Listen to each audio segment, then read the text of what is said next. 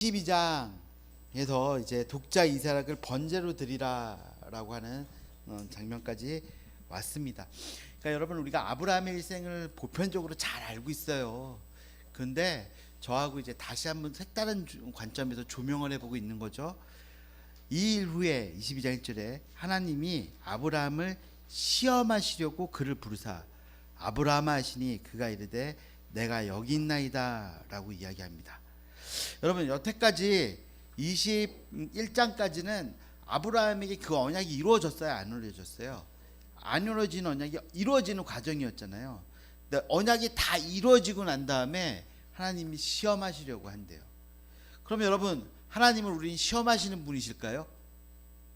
야고보서에는 하나님은 시험하시는 분이시다 라고 하는데, 사람이 그 시험을 유혹으로 바꿨다라고 얘기해요. 하나님이 시험할 때 두 종류의 사람이 있는 것 같아요. 한 사람은 하나님이 테스트를 할 때 그걸 하나님의 시험으로 통과해서 테스트를 하는 사람이 있고요. 또 다른 종류의 사람은 그 하나님의 시험을 유혹으로 바꿔요. 그래가지고 주저앉을 준비를 하는 사람들이 있는 것 같습니다. 그런데 여기 결론적으로 보면 12절에 보면 22장 12절에 사자가 이르되 이 아이에게 손을 대지 말라, 그에게 아무 일도 하지 말라, 내가 내 아들 독자라도 내게 아끼지 아니했으니 내가 이제야 내가 하나님을 경외하는 줄 아노라 라고 얘기했어요. 그럼 여러분, 지금 12장부터 22장까지 오는 동안 우리가 까놓고 보니까 아브라함이 하나님을 경외하는 모습이 있었어요, 없었어요? 부족했어요. 그런데 약속이 이루어졌을 때 아브라함이 알았던 건 무엇일까요? 자기 힘으로 된 거예요? 하나님의 힘으로 된 거예요? 하나님의 힘으로 된 거예요. 자기가 이걸 위해서 노력을 했거나 자기가 이걸 위해서 무언가를 해가지고 열심히 지성을 들였거나 그게 아니라 끊임없이 다른 것들을 찾았지만 결국 누가 일어났다는 걸 안 거예요? 하나님이 이뤘다는 걸 안 거예요. 그가 아는 것과 믿는 것이 하나가 된 거죠. 그래서 이삭을 내어놓을 수 있었다고 저는 생각해요. 근데 하나님의 측면에서 갑자기 당황하셨어요. 여태까지 뭐 시키면 맨날 뺀질거리고 딴 거 하니까 왜 또 이날따라 갑자기 말을 잘 듣는지 하나님이 당황하셔가지고 멈춰! 그러면서 어떻게 해요? 양을 준비하고, 그리고 22장 17절과 18절에 내가 내 아들을 아끼지 아니었으니 내 씨와 바다의 모래 같고 하늘의 별과 같고 내 씨가 그 대적의 문을 취할 거다 라고 얘기해요. 여러분, 16절에 내가 내 독자라도 아끼지 않았다 라고 하잖아요. 여러분, 그래서 하나님이 자신의 독자를 우리를 향해 아끼지 않을 수 있는 또 근거가 되지 않았나 하는 생각도 해볼 수 있을 것 같습니다. 여러분, 여기까지 해서 아브라함이 여러분 독자를 드린 거는요, 언약의 주도권이 누구에게 있다는 걸 안 거예요? 하나님에게 있다는 걸 안 거예요. 그러면 이삭을 내어놨다는 건요, 또 다른 복을 바라고 이거 내가 내놓으면 아들 내놓으면 하나님이 더 많은 아들 주겠지, 그게 아니고요, 언약의 대상을 인정했다는 거예요. 여러분, 내 소원이 이루어져야 언약이 이루어진 건가요? 아니요. 하나님의 뜻이 이루어지는 게 하나님의 소원이 이루어지라는 것을 볼 수 있습니다. 그게 믿음이에요. 그래서 이삭이 태어납니다. 여러분, 이삭은요, 이래서 그랬는지 모르지만 이삭을 보면 상담학적으로 보면요, 되게 소극적인 사람이에요. 이삭은 소극적이어서 여러분, 아버지가 자기를 묶어서 번제단에 올려놓고, 번제는 무서운 제사예요. 각을 떠서 흩어놓는 그거 제사입니다. 여러분, 양은 어디 갔어요? 라고 물었을 때 양은 하나님이 준비하실 거라고 하지만 아버지가 자기를 묶어서 제단 위에 올려놓았을 때, 여러분, 이때 이삭의 나이가 한 14, 5살만 됐다고 하더라도 충분히 도망갈 수 있었죠. 그런데 여러분, 완전히 얼어서, 여러분, 여기서 지금 이삭이 어떤 표정이었는지는 22장에 언급되지 않습니다. 그러나 그 후에 보여주는 이삭의 모습에서 이삭이 좀 이렇게 트라우마를 입지 않았을까라는 생각이 들어요. 그래서요, 여러분, 이삭은요, 이삭의 삶을 보면 이삭은 항상 도망가는 삶을 살아요. 이삭은 항상 어떻게 했냐면요. 아브라함이 죽고 난 다음에 우물을 파거든요. 아브라함이 파는 우물들이 있어요. 그런데 아브라함이 죽으니까 그 땅에 군대 장관과 아비멜렉과 이런 사람들이 와가지고 뭘 뺏어요? 그거 우리 우물이거든. 그리고 뺐습니다. 여러분 고대 당시에 우물은요 생존권이에요. 그걸 뺏기는 순간 내 양은 어디 가서 먹이냐고요. 내 식소는 어떻게 하냐고요. 근데 덤비지 않고 어떻게 해요? 물러나요. 물러나서 뭐 합니까? 우물 팝니다. 근데 우물이 또 터져요. 그러니까 군대 장관 비골과 아비멜렉이 와가지고 이것도 우리 거야. 눈이 있으면 봐. 내가 이거 팠잖아. 아니요. 그래 니네 거야. 그리고 가서 또 뭐 하죠? 또 파요. 또 파면 뭐가 나오죠? 우물이 나와요. 그러니까 또 뺏으러 와요. 또 가요. 또 파요. 여러분 뺐다가 이 사람들이 신기한 거죠. 쟤는 건들면 안 되겠다. 그래서 어떻게 해요? 언약 맺자. 평등 언약.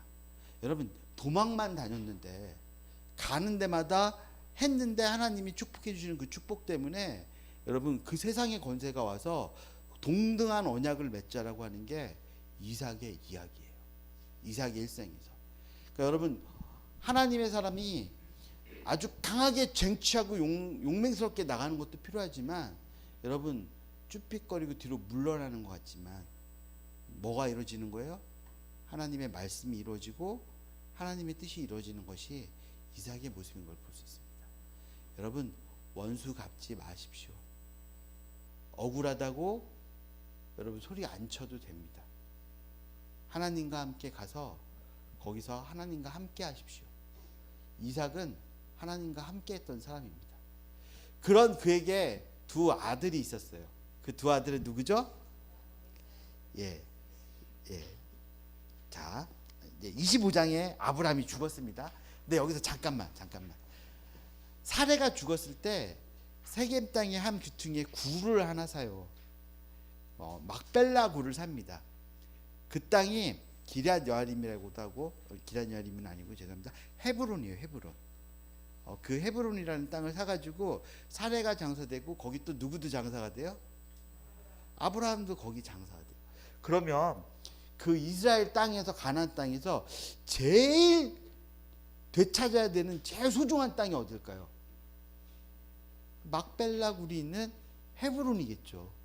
그러니까 여러분 믿음의 조상이 어디에 지금 묻혀 있는 거예요? 헤브론에 묻혀 있어요. 그럼 여러분 가나안 땅에서 가장 하나님에게 가깝고 가장 믿음에 가까운 땅은 어디가 될 것 같아요? 헤브론이 되겠죠. 근데 여러분 이걸 기억하고 여호사를 가보십시오. 사람들이 헤브론을 구하지 않습니다. 왜요? 거기에 아낙 자손이 살아요. 그 땅에 거인들이 살아요. 그래가지고 사람들이 다 이 땅 가질게 그러는데 외면 나가고 있는 땅이 어딘 거예요? 헤브론이에요. 갈렙이 벌떡 일어나가지고 이 산지 내게 주십시오 라고 하는 거는요, 여러분 갈렙이 전쟁을 좋아해서 거인들과 싸우고 싶어서가 아니고요, 여러분 거기 누가 있기 때문에 아브라함과 사레가 믿음의 조상들이 묻혀있는 곳이기 때문에 그 땅을 달라라고 이야기하는 그 이야기를 보셔야 돼요. 여호수아에서 왜 그런가 한번 꼭 살펴보십시오. 여호수아 14장의 이야기를 잠깐 언급했습니다. 자, 야곱과 에서가 출생을 해요. 근데 여러분 아이가 엄마의 태중에 있었을 때 하나님이 리브가에게 말씀해 줬어요. 큰 자가 작은 자를 섬길 거라고. 그럼 이걸 이삭이 알았을까요? 몰랐을까요? 알았을 거예요. 근데 이삭은 누구에게 기름 붓고자 해요? 맏아들에게요. 여러분 하나님의 말씀이 있어요. 근데 이삭은 자기하고는 좀 다른 모습. 에서는 털의 사람이잖아요. 사냥꾼이고 용감하고 용사예요. 저런 사람이 족장이 돼야지. 나처럼 맨날 도망다니고 나처럼 맨날 우물 파고 또 도망가고 그 아픔이 남아있어 그런지 그에게 기름 붓고자 해요. 그런데 이삭이 알고 있었던 건 뭐예요? 하나님의 뜻이 야곱에게 있다는 걸 이삭은 알고 있었어요. 그러면 리브가는 어땠을까요? 리브가도 알고 있었잖아요. 그러면 하나님이 하실 텐데 리브가는 하나님보다 앞장서서 야곱을 조종해서 결국 아버지를 속이게 만드는 역할을 누가 하는 거예요? 리브가가 하는 거예요. 리브가도 그렇고 이삭도 그렇고 하나님의 뜻을 알고 있었어요. 그런데 하나님의 뜻이 아니라 이삭은 자기의 뜻을 이루고 싶었고요. 그리고 리브가는 하나님의 뜻이 있는데 자기의 방법으로 그 뜻을 이루고 싶어요. 여러분, 이게 에서와 야곱의 그 형제에게 참 아픈 모습이 되는 것을 볼 수 있습니다. 그래서 장자의 명분이 에서에서 야곱으로 넘어가는 이야기가 나오는 것을 볼 수 있습니다.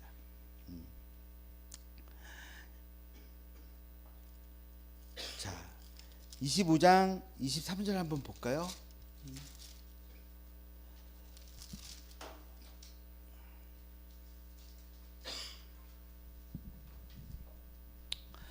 여호와께서 그에게 이르시되 두 국민이 내 태중에 있구나. 두 민족이 내 복중에서부터 나누리라. 이 족속이 저 족속보다 강하겠고 큰 자가 어린 자를 섬기리라 라고 하고 있습니다. 근데 이삭이 눈이 이제 잘 보이지 않고 분별하지 못하는 모습이고요. 에서도 분별하지 못하는 모습이에요. 여러분, 야곱은 기다리면 됐었는데 야곱도 여러분 그 도에서 앞서 나가서 하나님보다 먼저 취하고 나가는 모습을 볼 수 있죠. 야곱의 속임수 이야기를 좀 살펴봤습니다. 27장 28절에 속임수를 통해서 축복을 받았어요. 근데 그가 그의 삼촌의 집 바라낫담으로 도망을 갔다라고 저희가 사람들이 많이 오해를 하는데요. 도망가지 않았습니다. 28장 3절 볼까요? 자, 27장 46절부터 보면 리브가가 이삭에게 이르되 내가 햇사람의 딸들로 말미암아 내 삶이 싫어졌거늘 야곱이 만일 이 땅의 딸들을 곧 그들과 같은 햇사람의 딸들 중에서 아내를 맞이하면 내 삶에 내게 무엇은 재미가 있으리까. 그래서 28절에 보면요, 이삭이 야곱을 불러 그에게 축복하고, 그쵸? 당부하고 이르되 너는 가나안 사람들의 딸 중에서 아내를 맞이하지 말고 일어나 밧담 아람으로 가라 라고 이야기해요. 그리고 4절에 보면 28장 4절에 아브라함에게 허락하신 복을 내게 주시되 너와 함께 내 자손에게도 주사 하나님이 아브라함에게 주신 땅 곧 내가 거류하는 땅을 내가 차지하게 하시기를 원하노라 라고 얘기해요. 그러니까 여러분 보세요. 야곱은 이삭에게 두 번의 축복을 받아요. 근데 거짓 속임수로 해가지고 받았잖아요. 근데 그것 이후에 28절에 보면 정식으로 아브라함의 축복의 계승자가 됩니다. 그러면 야곱은 왜 그 축복을 받고 싶었을까요? 야곱은 여러분 그땐 족장 시대거든요. 족장의 특권이 있습니다. 그게 뭐냐면 단을 쌓는 거예요. 아브라함이 단을 쌓으면 거기 누가 임하세요? 하나님이 임하세요. 이삭이 단을 쌓으면 거기 누가 임하세요? 하나님이 임하세요. 야곱이 그 축복을 받고 싶은 건 결국 그 하나님 앞에 예배하는 그 아버지의 단에 그 대를 잇고 싶은 거였겠죠. 근데 축복을 받았는데 반전이 일어납니다. 어디를 떠나게 되는 거예요? 아버지의 집을 떠나게 되는 거예요. 아니 내가 이제 축복 받았으면 여기서 나도 단을 쌓고 하나님이 내 하나님이 되고 하나님이 임재하셔야 되는데 어디를 떠나요? 이삭이 쌓는 단을 떠나서 여러분 그냥 정처 없이 밧단 아람을 향해서 가게 되는 거예요. 여러분 야곱이 원했던 게 그게 아니에요. 그래서 야곱이 가는 길에 뭘 베고 잡니까? 돌베개를 베고 자죠. 돌베개를 베고 잠을 잡니다. 그런데 꿈속에 하늘에 사닥다리가 있고 하나님의 천사들이 오르락 내리락 하는 걸 보죠. 그때 이제 하나님께서 꿈에 나타나서 야곱에게 이렇게 말씀해 주세요. 내가 누워 있는 이 땅 이거 내가 너한테 줄게. 14절에 내 자손이 땅의 틀것같이 되게 하여 내가 서쪽과 동쪽 북쪽과 남쪽으로 퍼져 나갈지며 땅의 모든 족속이 너와 내 자손으로 말미암아 복을 받으리라. 내가 너와 함께 있어 내가 어디로 가든지 너를 지키며 너를 이끌어 이 땅으로 돌아오게 할지라. 내가 내게 허락한 것을 다 이루기까지 너를 떠나지 아니하리라 하신지라. 여러분, 지금 원독자들이 가나안 땅을 떠났잖아요. 그런데 하나님이 어디로 가든지 어떻게 해주겠다고요? 함께 있어서 어떻게 하겠다고요? 돌아오게 하겠다라는 하나님의 언약이 우리 언약이라고요. 조상의 언약이라고요.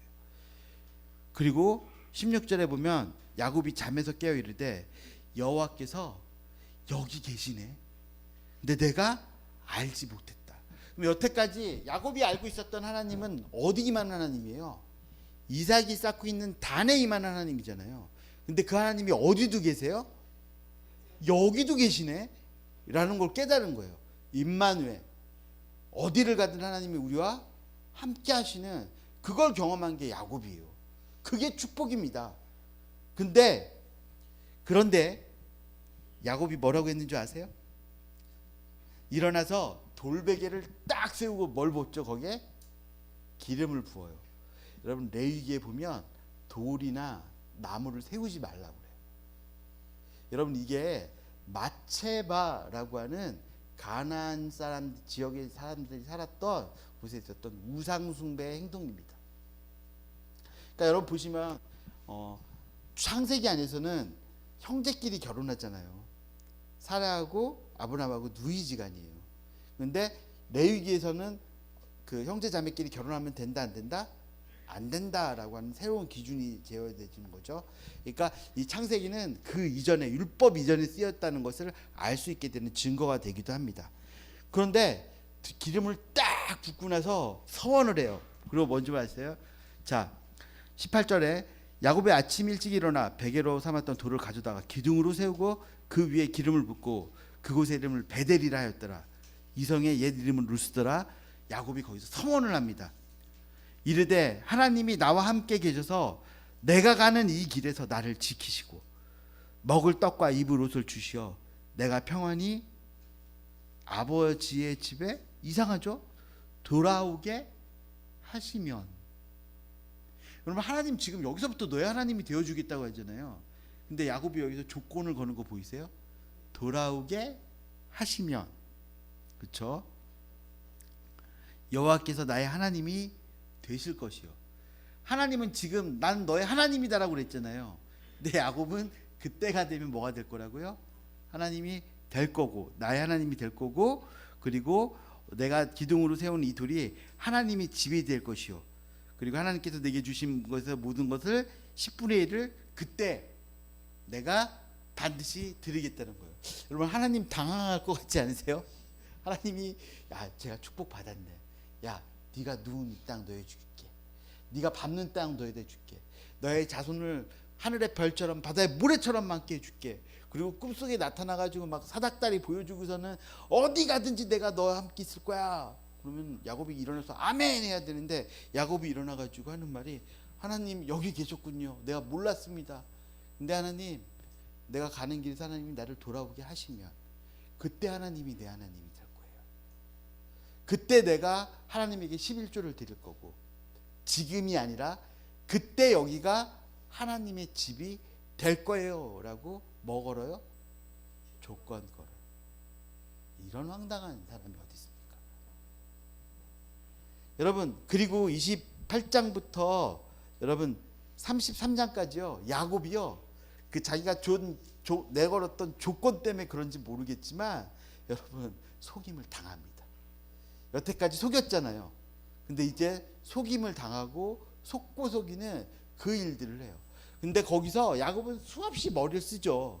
근데 여러분, 뭐 아룽진 그 짝짓기를 할 때 그래서 양떼가 많아지고 그래서 소떼가 많아지는 거예요? 아니에요. 하나님 함께 가겠다고 하셨으니까 그래서 많아진 거예요. 여러분, 그걸 뭐 과학적인 사실로, 여러분 야곱이 잔꾀를 쓴 거잖아요. 그 잔꾀가 통한 게 아니고요, 하나님이 함께 하신 게 통해서 부자가 됐어요. 그래서 돌아오게 됩니다. 돌아와요. 돌아오는데 근심이 생겨요. 돌아가면 어떻게 돼요? 에서에게 쫓기게 되죠. 그래서 다 보내고 혼자 어디 남아 있어요? 야뽕 나루 강가에 앉아가지고 하나님이랑 막 씨름을 합니다. 하나님의 사람. 그런데 밤새도록 진짜 끈질기게 자꾸 일어나는 거예요. 그래서 여러분 보세요. 둘이 씨름을 했는데 한 사람이 환도뼈를 쳤어요. 환도는 복숭아뼈가 아니라 여기 엉치뼈예요. 엉치뼈를 빡 쳐서 꺾 부러졌습니다. 누가 이긴 거예요? 천사 하나님이 이긴 거죠. 근데 하나님이 거기서 뭐라고 그러는지 아세요? 엎어뜨려 놓고 네가 이겼다. 너 이제부터 이스라엘이다 라고 한 거예요. 그럼 누가 이긴 거예요? 하나님이 이기신 거예요. 근데 누가 이겼다고 얘기해요? 야곱이 이겼다고 얘기해요. 이 비밀이 보이세요? 여러분 하나님이 이기시는 거예요. 여러분 우리가 꺾이고 우리가 무너질 때 누가 이기는 거예요? 하나님이 이기는 거예요. 그래놓고 여러분 야곱이 에서를 향해서 나갈 때 그래도 무서워요. 그래서 자기가 가진 것에서 재물을 앞세워 보냅니다. 형에게. 이거 예물이에요. 형이 기세가 등등해가지고 그를 따르는 용사들과 함께 음식기. 근데 그 재물을 보고 마음을 좀 가라앉히길 바랬던 거죠. 재물을 보고. 그리고 앞서 내보는데 누구를 보내요? 자기 처자식 중에서 여러분 사랑하지 않는 자들부터 보내요. 소중한 건 뒤에 두고. 여러분 요셉이 형들한테 팔려가잖아요. 누구 때문에 그런 건 줄 알아요? 야곱 때문에 그런 거예요. 여러분 아버지가 죽을 자리에 요셉과 그 식구들은 끼고 있고 우리는 가. 여러분 그때 앞서갔던 그 형제들의 마음이 어땠을 것 같아요? 이제 좀 이따 생각을 하고 그러고 가는데 이제 어쩔 수 없이 자기가 누구하고 만나야 돼요? 형이 에서랑 만나야 되죠. 근데 그러면 야곱은 어디가 무너졌어요? 형 그러고 달려갔을까요? 여기가 무너졌는데 어떻게 쩔뚝거려요? 기어서 가는 거죠. 에서가 으르렁거리는 마음으로 오다가 동생이 어떻게 오는 거예요? 달려가서 끌어안습니다. 누가 이긴 거예요? 하나님이 이기신 거예요. 하나님의 방법이에요. 여러분 지금 이스라엘 백성들은 광야 출애굽해서 광야 40년 동안 어쩌면 실패의 시간을 살고 있어요.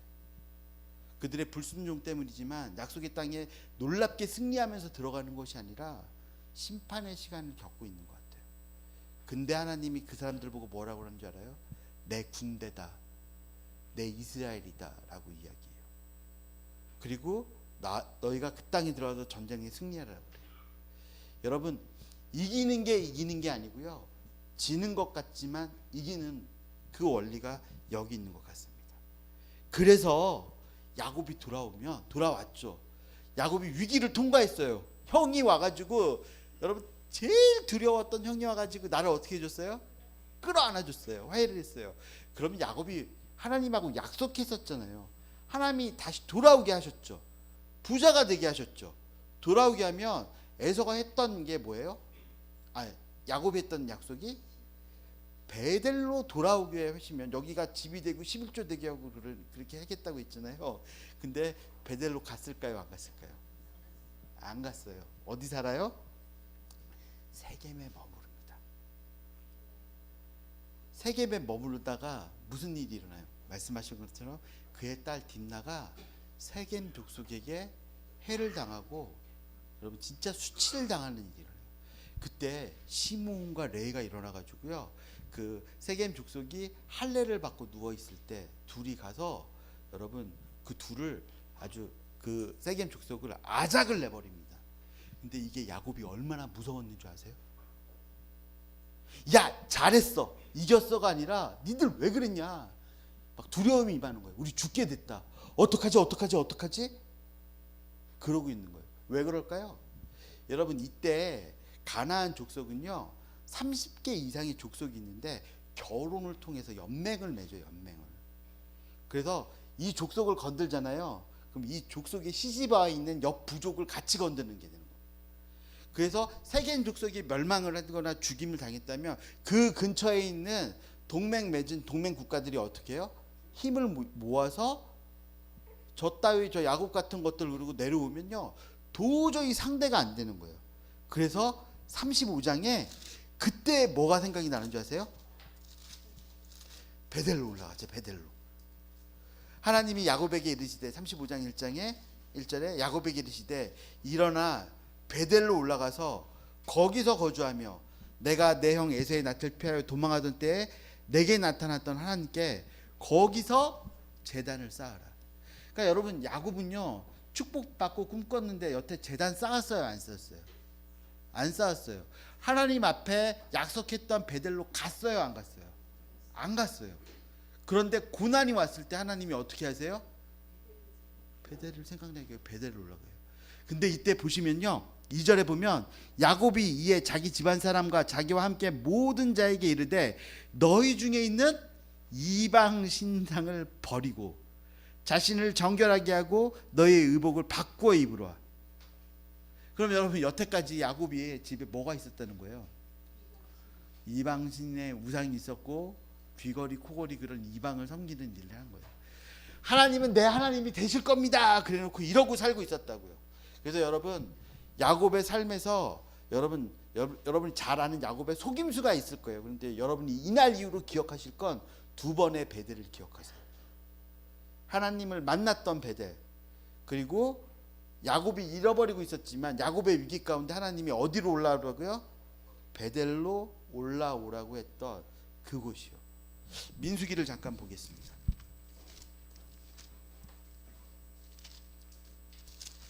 민수기 14장 45절.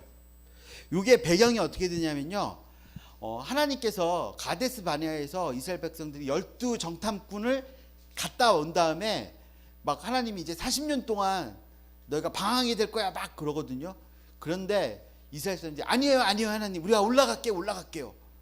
그리고 지들끼리 올라가서 어떻게 되냐면 45절에 보면 14장 45절에 아말렉인과 산간지대에 거주하는 가나안인들이 내려와 그들을 무찌르고 호르마까지 이르렀더라.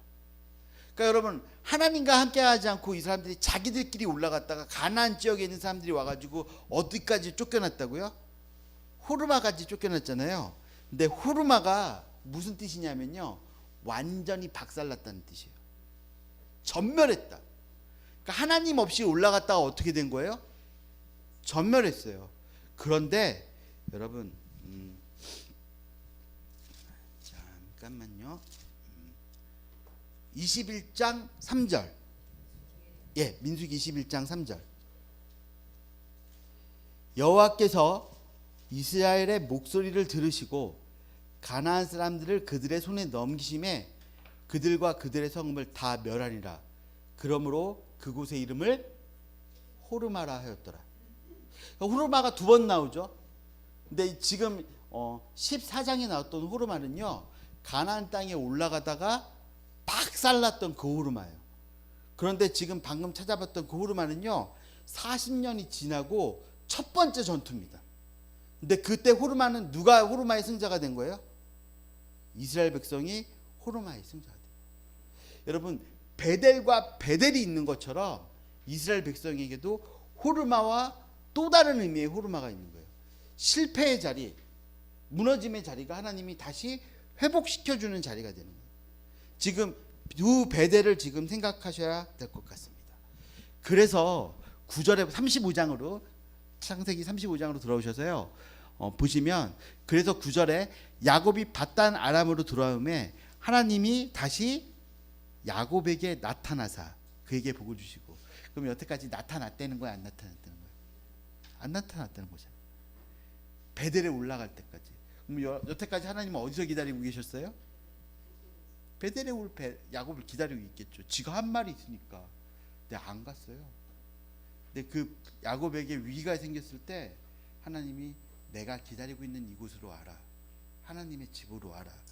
그래서 하나님이 그에게 이르시되 내 이름은 야곱이지만은 내 이름을 다시는 야곱이라 부르지 않겠고 하나님 이스라엘이 내 이름이 되리라 하시고 그가 그의 이름을 이스라엘이라 부르시고 하나님이 그에게 이르시되 나는 전능한 하나님이라 생육하며 번성하라 한 백성과 백성들의 총에게 내게서 내오고 왕들이 내 허리에서 나오리라.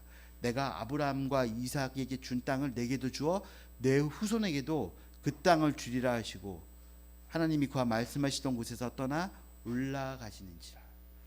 야곱은 언제 축복은 받았는데 언약은 언제 받은 거예요? 35장에 받은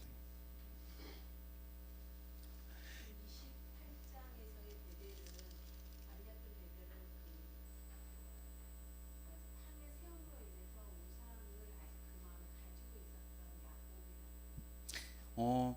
그러니까 야곱이 아직 하나님의 그러니까 우리가 모세오경을 통해서 아는 율법적인 그런 하나님의 정확히 어떻게 섬겨야 되는지가 정립되지 않았던 시대인 것을 볼 수 있죠. 그래서 이제 이건 좀 학구적인 이야기가 될 수 있는데 만약에 이 창세기부터 모세오경까지를 다 일어나고 난 다음에 율법이 있고 난 다음에 쓰였다면 지금 창세기에서 믿음의 조상들이 보여주는 율법에 어긋나고 있는 행동들 있잖아요. 그런데 그것과 신명기 이후에 나타나는 모습하고 차이를 통해서 오히려 창세기가 함께 쓰여진 것이 아니라 그 이전의 기록과 그 족장 시대의 이야기를 더 정확하게 서술했다라고 볼 수 있는 내증이 되는 것을 볼 수 있습니다. 그리고 이게 그래서 이 돌단을 쌓았기 때문에 그러니까 돌을 세우고 기름을 부었기 때문에 우상을 섬겼다라고 우리가 단언할 수 없지만 하나님을 온전히 섬기지 않은 건 분명한 걸 볼 수 있죠. 왜 그러냐면 이 야곱의 집이 올라갈 때 우상을 버리고 몸을 정결히 하는 그런 태도를 보는 걸 통해서 하나님을 섬긴다고 하지만 온전히 겸비하지는 못하고 있는 모습 볼 수 있어요. 그런데 이제 35장에 하나님과 함께 언약을 맺는 그 모습이 나타나고 있는 것을 볼 수 있습니다. 자, 이삭도 죽고 요셉의 이야기로 넘어가게 되죠. 여러분 이제 37장부터 요셉의 이야기로 가요. 그래서 요셉이 꿈을 꾼 이야기 나오고 그리고 형제들이 그 요셉의 꿈 때문에 요셉을 미워하게 되죠. 그런데 보세요. 요셉의 꿈 때문에 요셉을 미워한 거예요? 야곱 때문에요. 그 편애 때문에. 그렇죠. 그래서 여러분 요셉을 죽이고자 하는 그런 일들을 해요. 근데 여기서 우리가 기억해 볼 게 있어요. 창세기가 시작될 때 형제가 형제를 죽이는 사건이 나오죠. 무슨 사건이에요? 근데 창세기가 끝날 때 형제들이 한 형제를 죽이려고 하는 사건이 나와요. 이 사건을 따로 떼어 놓으시면 안 돼요. 그러면 요셉은요 버림받은 지킴을 받았어요, 못 받았어요? 지킴을 못 받았죠. 여러분 버려졌어요. 다스릴 수 있었어요? 종으로 팔려가서 종의 자리에서 그 보디발의 집에서 감옥에서 여러분 다스릴 수 있었습니까? 못 다스렸죠. 근데 결론적으로 말씀드릴까요? 여러분 요셉은 거기서 다스렸어요. 그리고 요셉은 거기서 지키는 자였어요. 그렇죠? 그리고 요셉은 거기서 애굽이라는 큰 나라를 어떻게 하는 사람이었어요? 통치는 발 아래 두고 정복하는 그 사람들. 그러니까 창세기 1장에 하나님이 원하셨던 하나님에게 백성들에게 했던 걸 창세기에서 누구 때 지금 성취되고 있는지 아세요? 요셉이 하고 있어요. 근데 이 요셉 앞에 자기 형들이 옵니다. 나타납니다. 근데 요셉이 거기서 지켰잖아요. 여태까지. 근데 그 형을 지키는 거, 형들을 지켜주는 거에 있어서는 갈등이 일어나는 거 보이세요? 예, 요셉이 그 노예굴에서 마음을 지키고 하나님을 경외했다고요. 요셉이 총리가 되어서 제국을 경험하면서도 하나님을 경외해서 여러분 이스라엘 그 애굽 사람들이 요셉에게 이름을 바꿔 불러줬어요. 저 사람은 사브나 바네아야. 번역하면 그가 믿는 신이 그와 함께하는 사람이야. 이방 민족들이 여러분 창세기에서 하나님이 백성들에게 준 복이 뭐예요? 함께 해주신 거잖아요. 근데 요셉을 보면서 애굽 사람들이 저 사람이 신이 누구와 함께 한다고요? 저 사람하고 함께 해 라는 거예요. 그러니까 창세기가 그리는 이상적인 인간상이 누가 되는 거죠? 요셉이요. 근데 요셉이 다 성공하고 다 성공했어요. 근데 왜 아버지한테 안 가? 근데 왜 형들에게 안 갈까요? 기다림. 여러분, 적용할 때 제일 어려운 게 누구한테 적용하는 게 어려운 줄 아세요?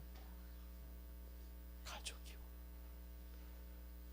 형이 나한테 어떻게, 아버지가 나한테 어떻게. 여러분, 형들이 왔을 때 요셉이 뒤에 가서 막 울부짖고 울고 나와서도요, 여러분 시험하잖아요. 근데 결론적으로 요셉은 그 가족을 어떻게 하는 사람이에요? 지켰습니다. 품었습니다. 여러분, 성경을 이제 공부하시다 보면 적용할 거 많이 나오실 거예요. 여러분, 원수들한테 적용하는 거 쉽습니다. 내 이웃에게 적용하는 것도 쉬울지 모릅니다. 내 남편, 내 자식, 내 부모에게 적용하는 게 어쩌면 제일 어려울지도 몰라요. 그런데 요셉은 어떻게 했다고요? 싸워서 이겨서. 그래서 여러분, 요셉이 무릇 지킬 만한 것보다 뭘 지킨 사람이에요? 마음을 지키고 마음을 다스리고 그리고 하나님이 함께 하셨던 그 일들을 한 거예요. 그러면 여러분 보세요. 하나님이 이제 출애굽기에 나타나서 모세가 당신 누구신데요? 그랬을 때 하나님이 자기를 어떻게 소개하는 줄 아세요? 앞으로 이후로 하나님은 항상 자기를 소개할 때 창세기에서 우리가 아브라함을 적나라하게 봤잖아요. 이삭을 봤잖아요. 야곱을 봤잖아요. 그리고 요셉을 봤잖아요, 지금. 그러면 하나님 뭐라고 하셔야 돼요? 나는 요셉의 하나님이야. 아니, 아브라함도 말고 거기서 그 모든 걸 완벽하게 지켜내. 그렇잖아요. 그 시험을 다 통과해내고 완벽한 하나님의 사람. 그런데 하나님이 그렇게 말하는 순간 우리는 다 어떻게 되는 줄 아세요? 누가 요셉처럼 살아요? 누가 요셉처럼 살 수 있어요? 그래서 하나님이, 여러분, 인간의 상식대로라면 나는 요셉의 하나님이야 라고 해야 되는데, 창세기부터 이제 요한계시록까지 하나님이 자기를 소개할 때 뭐라고 하냐면, 난 아브라함의 하나님이야, 이삭의 하나님이야, 야곱의 하나님이야 라고 소개한다고. 요셉 억울하지 않을까요? 내가 어떻게 시험을 통과했는데, 내가 어떻게 이걸 다스려냈는데 하나님 왜 내 이름 기억해 주지 않으세요? 하나님이 그 이름을 기억하지 않는 걸까요? 마음에 새기셨을 거예요. 정말 소중하게 생겼어요. 그런데 여러분, 바꿔 말하면 하나님이 아픈 마음이에요. 아픈 마음. 난 아브라함의 하나님이야. 니들의 하나님이다. 너 실패하고 실수하지? 근데 난 네 하나님이야. 난 이삭의 하나님이야. 아이, 겁쟁이야. 난 그래, 너 같은 겁쟁이 하나님이다. 난 야곱의 하나님이다. 하나님한테 맨날 거짓말하고 하나님 속이고 하나님 시험하는, 그래, 너 같은 거. 근데 나는 야곱의 하나님이야 라고 말하는 거. 여러분, 출애굽한 이스라엘 백성들이 창세기를 읽으면서 하나님이 요셉의 하나님이다 라는 말을 했다면요, 여러분, 거기에 자격이 있는 사람이 누가 있어요? 근데 하나님이 난 아브라함의 하나님, 이삭의 하나님, 야곱의 하나님이라는 말하는 순간 출애굽해서 광야에서 방황하고 있는 이스라엘 백성들에게 뭐가 생기는 건지 아세요? 소망이 생기는 거예요. 나한테도 기회가 있겠구나. 내가 실패했지만 하나님의 언약이 있구나. 하나님이 아브라함과 함께 해주셨던 것처럼 그렇게 언약을 주시겠구나. 하나님이 맨날 도망가는데 쫓아가서 같이 해주셨던 이삭처럼 나와 함께 해주시겠구나. 하나님 앞에 호언장담하면서 내 하나님 충성하겠습니다. 내가 이거 하나님 앞에서 이거 하겠습니다. 그렇고 까맣게 잃어버리고서는 라라라라 그러고 살고 있는 야곱 같은 사람들, 그런 나에게 하나님께서 그러는 자의 하나님이 되어주신다라고 말하는 거예요. 제가 창세기 첫날 말하면서 하나님을 함께 해주시고 죄를 용서해 주시는 게 아브라함부터 다윗까지, 다윗부터 바벨론까지, 바벨론에서 예수 그리스도, 예수 그리스도에서 세상 끝날까지라고 말씀드렸잖아요. 하나님이 누구를 찾으시냐면 잃어버린 자, 상처받은 자, 하나님 앞에 고민하고 갈등하는 사람들의 하나님이세요. 그렇다고 우리가 다 그런 건 아니에요. 이 중에 어떤 분들은 요셉 같은 분이 있으실 수 있어요. 그런데 하나님은 그 요셉 같은 사람들을 막 들어가지고 야, 얘 봐라, 얘처럼 살아야지 그러면서 자랑하는 거. 그래서 여러분 우리 유튜브 보고 누구 보면 막 그런 간증만 우리 찾아다니잖아요. 근데 하나님은 안 그러시더라고요. 그런 사람 하나님은 어디에 숨겨요? 하나님의 마음에 숨겨요. 여러분이 만약 하나님 앞에 그런 시간을 보냈다면, 근데 왜 하나님 나 안 알아주지? 내가 하나님 앞에 충성했는데 하나님 왜 모른 척 하시지? 아니요. 여러분 어디 계시는 건지 아세요? 하나님의 마음 한가운데 계시는 거 기억하세요.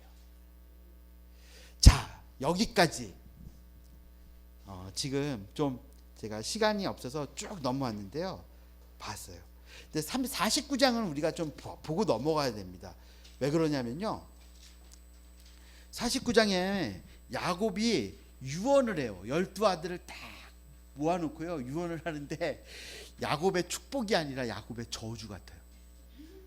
아버지가 자기 맏아들이 정말 평생에 한 실수, 어머니 그러니까 그 아버지의 첩과 그렇게 그 실수한 그거 있는데, 어느 아버지가 죽으면서 그걸 까발려 가지고 수치를 주고 죽는 아버지가 어디 있겠어요, 진짜 부모라면. 네, 이거 보면요 장난 아니에요. 5절에 볼까요? 49장 5절. 시므온과 레이는 형제요, 그들의 칼은 폭력의 도구로다.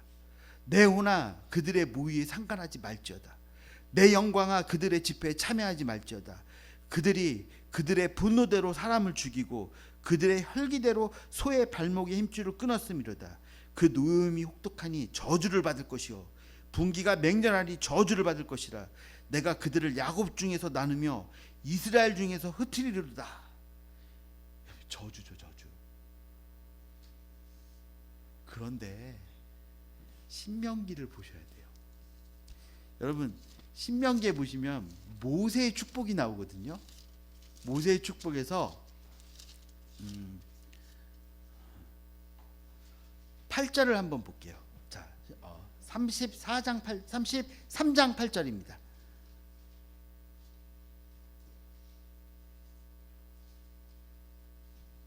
자, 같이 읽어볼까요? 잘 읽을게요. 여러분 보세요.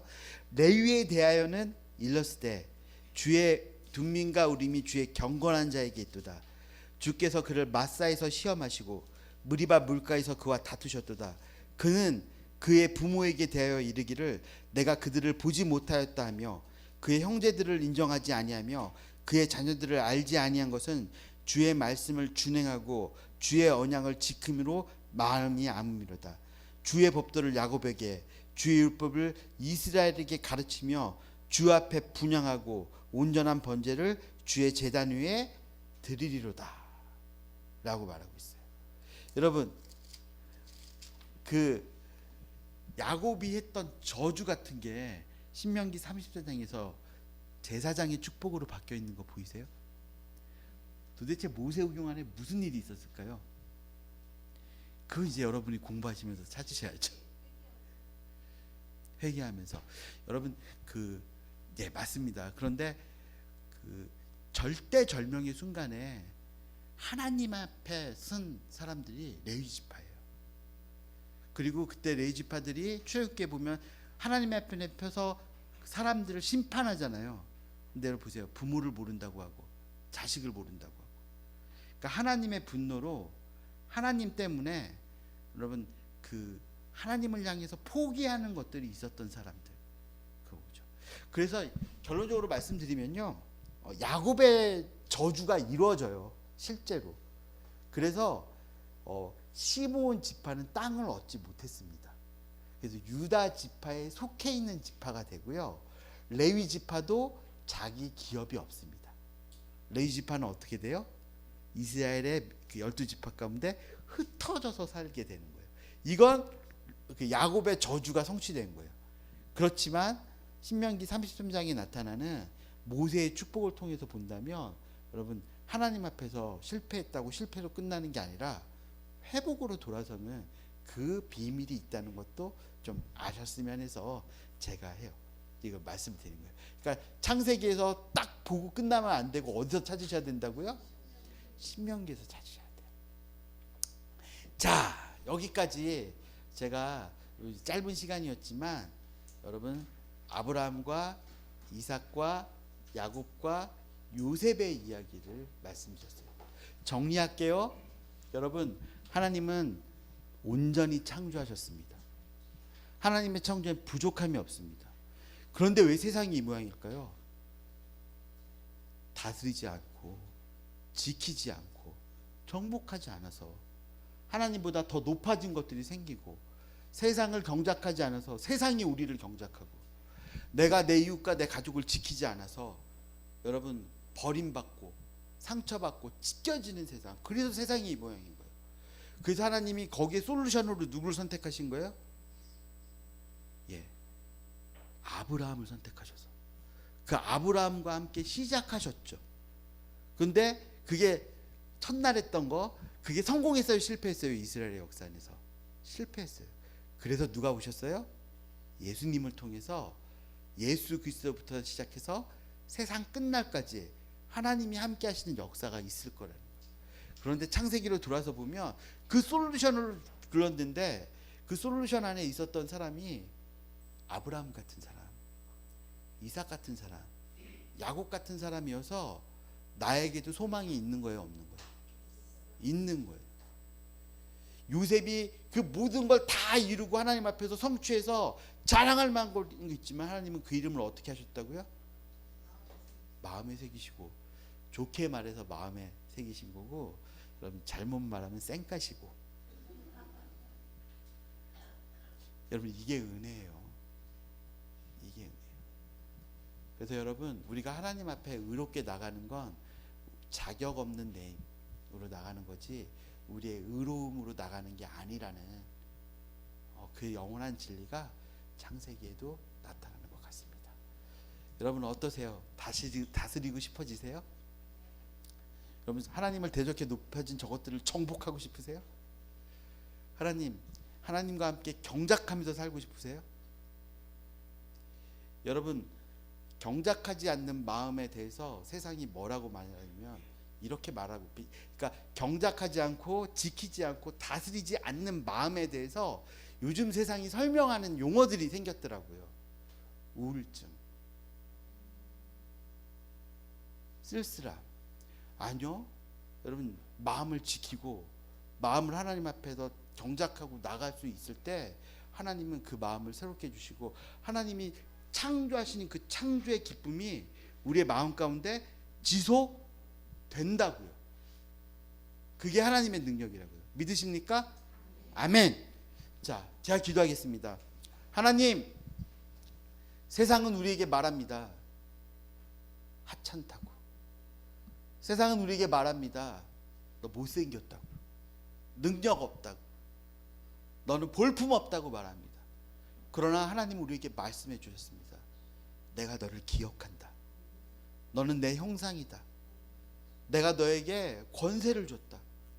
함께 다스리고 함께 지키고 함께 정복하자고 하시는 그 아버지의 마음을 우리에게 주신 것을 저희가 배웠습니다.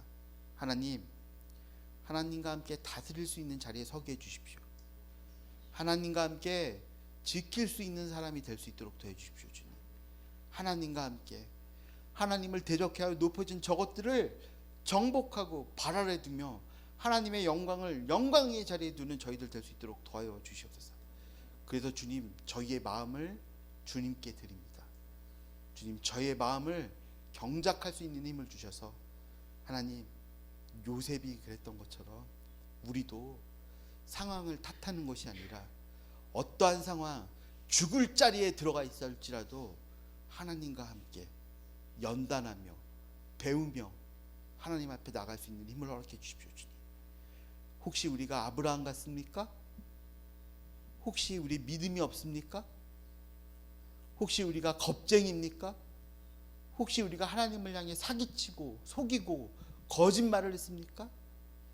그런 우리 하나님이 되어주셔서 감사합니다. 하나님, 우리와 함께 해주십시오. 나의 나된 것이 나에게 있는 것이 아니라 아버지에게 있음을 이 시간 진짜 마음으로 선포합니다. 아브라함의 하나님, 이삭의 하나님, 야곱의 하나님, 그리고 상민이 하나님이 되어준 것처럼 여기 모여있는 모든 분들의 하나님이 되어 주시길 축복하며 그 아들 예수 그리스도의 이름으로 기도드렸습니다. 아멘. 수고하셨습니다.